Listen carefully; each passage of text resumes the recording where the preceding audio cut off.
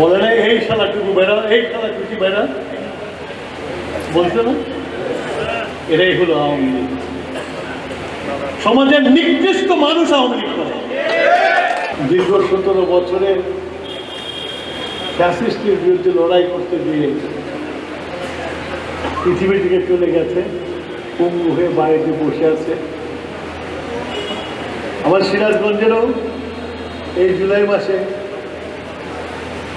রঞ্জু, সুমন, লতিফ সহ আরো 15 জনে আত্মহত্যা হয়েছে। এই আত্মহত্যার মাধ্যমে আজকে আমরা গণতন্ত্র ফিরে পেয়েছি। এই আত্মহত্যার মাধ্যমে দেশের মানুষ মন খুলে ভোট দিতে পেরেছে। বিগত নির্বাচনে কাউকে ভ্রমণ দেওয়া হয়নি, বা দিনের ভোট রাতে হয় নাই,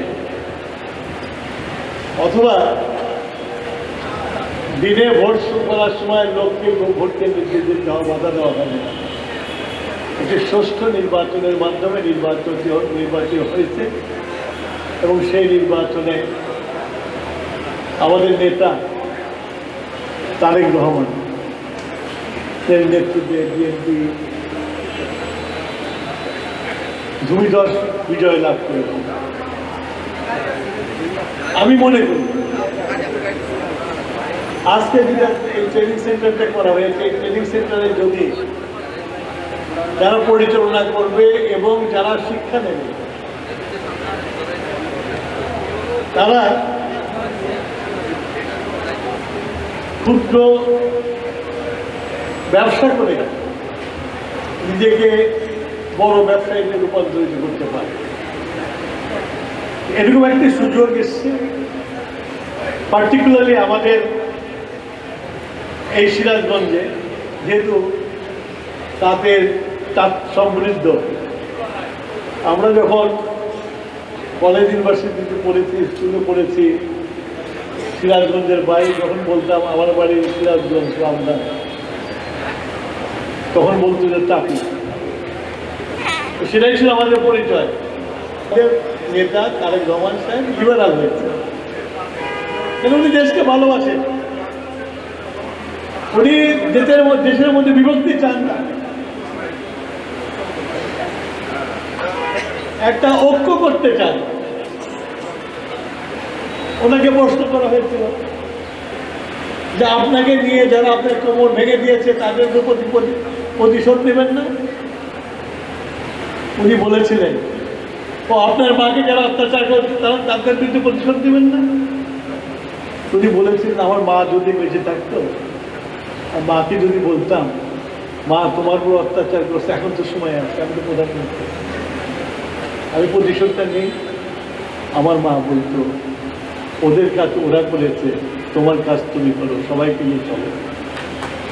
এটাই হলো জিয়াদ পরিবারের শিক্ষা। আর ওরা নিজের ব্যাপারে কি বলেছেন যে আমার যা হয়তো হয়ে গেছে, এখন প্রতিশোধ নিয়ে লাভটা কি, আমার খবর কি ঠিক হবে?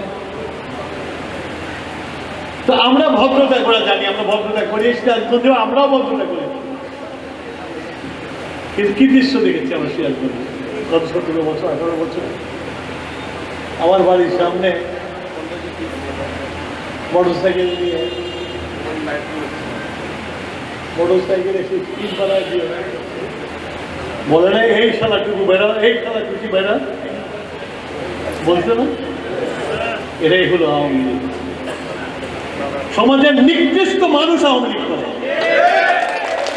ভদ্রলোক করে না। আজকে আমরা একটু ঢিলা দিয়েছি, শুনতেছি সব আওয়ামী লীগের সেই আস্তান মাস্তানরা নাকি বিভিন্ন দিকে হুমকি দিচ্ছে। দোস্ত বসে আমাদের আছে এই জন্যই আমরা আমাদের দলের যে ঐক্য, সেই ঐক্যটা আমরা ধরে রাখি না।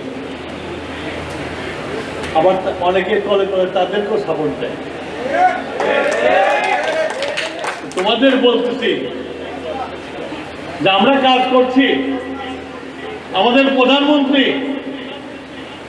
সরকারের দায়িত্ব পাইছে বলে আমরা খুব বড় হয়ে গেছি তা না।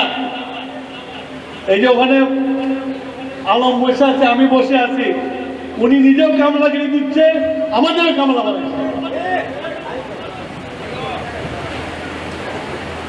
সিরাজগঞ্জে আসছে, তাও অফিসের কাজ করতে হচ্ছে।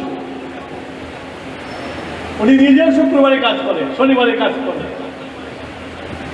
আমরা যুদ্ধ অবস্থা মনে করে দেশটাকে উঠানোর জন্য চেষ্টা করতেছি, সেখানে পার্টির লোকের ভূমিকা থাকবে না।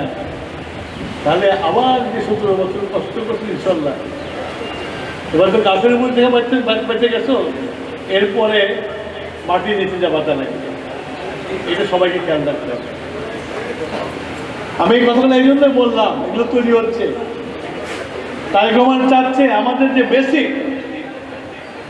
কৃষি, তার যেটা নাকি আমাদের রক্তের মধ্যে আছে, সেইটাকে উনি, ওনার বাবাও চেষ্টা করেছে, ওনার মাও চেষ্টা করছে, উনিও চেষ্টা করছে এটাকে উঠানোর জন্য। ওই যে আমাদের বাগবাড়ির ওই যে ব্যবসায়ী রবি হয়ে গেল, আসেনি আছে তুমি, জিয়াউর রহমান এককালে তাঁতিরা জিয়াউর রহমানকে বাপ না,